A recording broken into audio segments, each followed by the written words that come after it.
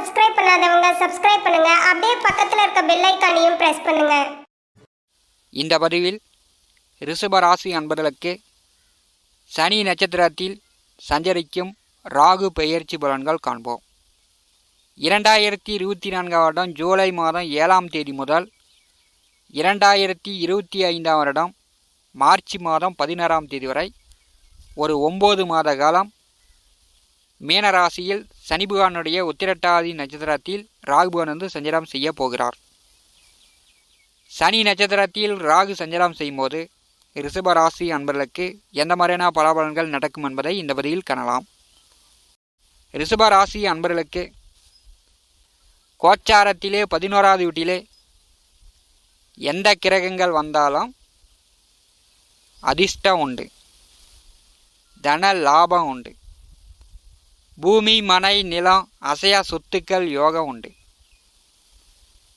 பிரம்மாண்டமான கிரகம், பேரின்ப கிரகம், அரசியல் கிரகம், நிழல் கிரகம் அரக்கன் ராகு கோச்சாரத்திலே 11வது வீட்டிலே வரும்போது ரிஷப ராசி அன்பர்களுக்கு எதிர்பாராத அதிர்ஷ்டங்கள் உண்டு.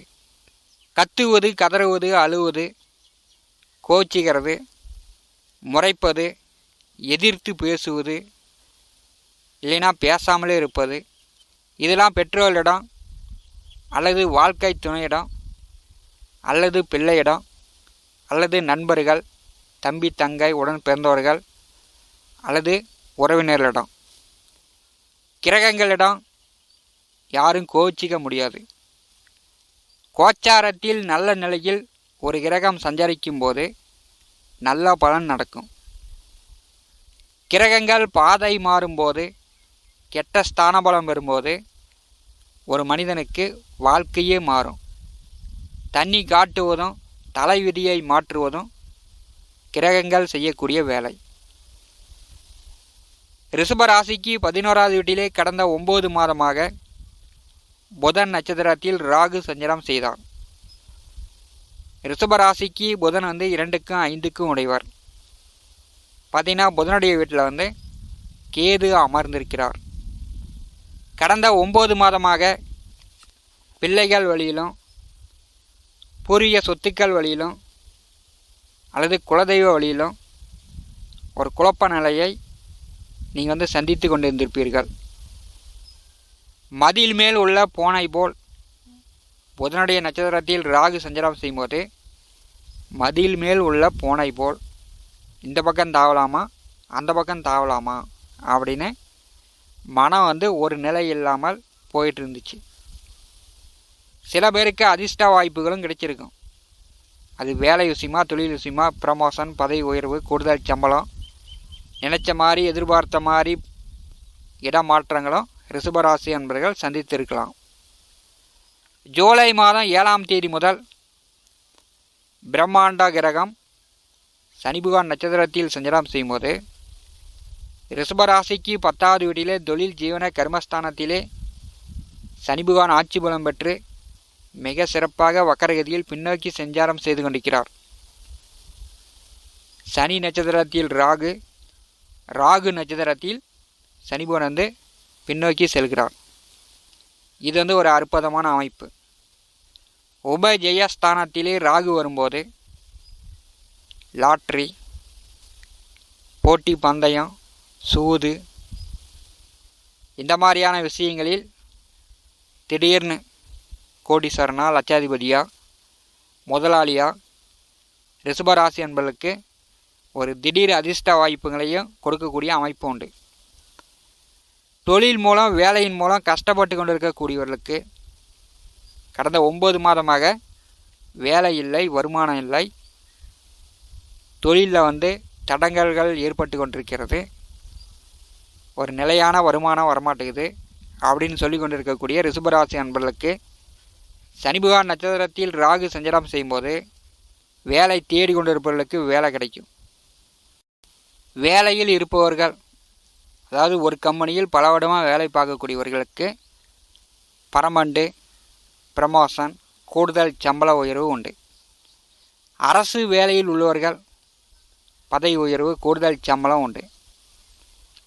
அரசு வேலைக்கு முயற்சி செய்யக்கூடியவர்கள் ஜூலை மாதம் 7ஆம் தேதி பிறகு அரசு வேலைக்கு முயற்சி செய்யலாம்.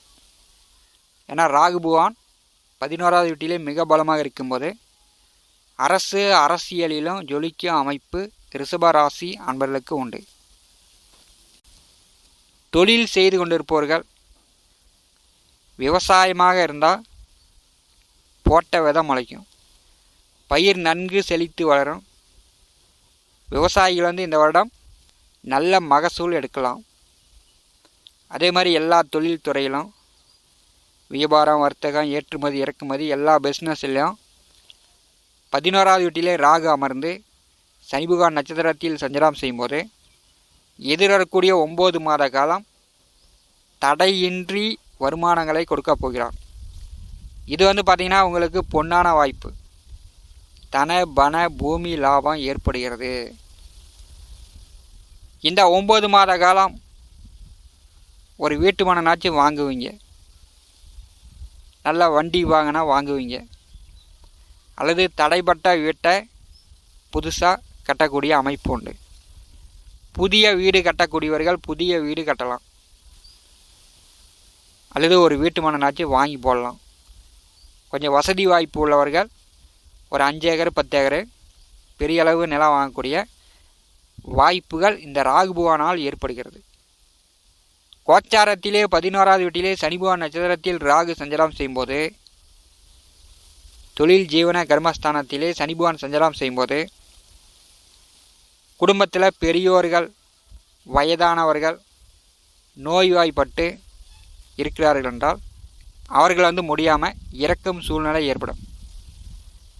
கர்ம ஜீவன தொழிற்ஸ்தானத்திலே சனி பகவான் ஆட்சி பலம் பெற்று சஞ்சாரம் செய்யும்போது பெரியோர்களுக்கு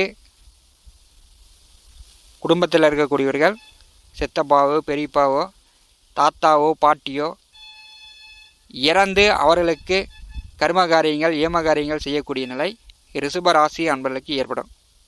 சனி நட்சத்திரத்தில் ராகு, ராகு நட்சத்திரத்தில் சனி நட்சத்திர பரிவர்த்தனை யோகத்தில் சஞ்சாரம் செய்யும்போது ரிஷபராசி அன்பர்களுக்கு சில இழப்புகளும் உண்டு. உபஜயஸ்தானம் என்பது வெற்றி ஸ்தானம். ஒரு மனிதனுடைய சிறிய ஆசை, பெரிய ஆசை, அபிலாசையை நிறைவேற்றி கொள்ளக்கூடிய ஒரு இடம். 2ஆம் தார மறுமணத்தை குறிக்கக்கூடிய ஒரு இடம், இளைய தாரம் என்று சொல்வார்கள். 2ஆம் தாரத்திற்கு வரன் பார்த்து கொண்டிருப்பவர்கள் இந்த 9 மாத காலத்தை பயன்படுத்தி கொள்ளலாம். 2ஆம் தார திருமணம் நடப்பதற்கான வாய்ப்புகள் உண்டு. சனி நட்சத்திரத்தில் ராகு சஞ்சாரம் செய்யும்போது 2ஆம் தார திருமணம் நடக்கும். நல்ல வேலை கிடைக்கிறது. தொழில் செய்து கொண்டிருப்பவர்களுக்கு தடையின்றி வருமானம் கிடைக்கிறது. 2ஆம் தார திருமணத்திற்கு வரன் செட் ஆகிறது. உங்களுடைய ஆசைகள் நிறைவேறுகிறது. உபஜயஸ்தானம் அப்படின்னா வெற்றி.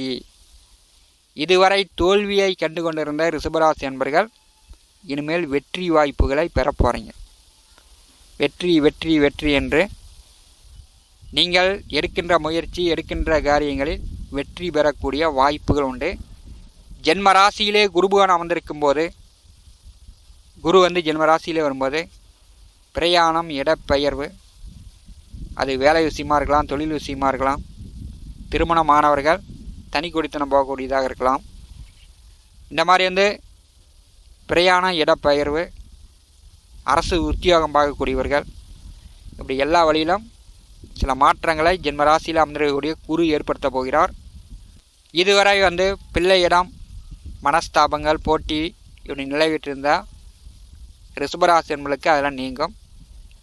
உங்கள் பிள்ளைகள் உங்கள் பேச்சை கேட்டு நடந்து கொள்வார்கள்.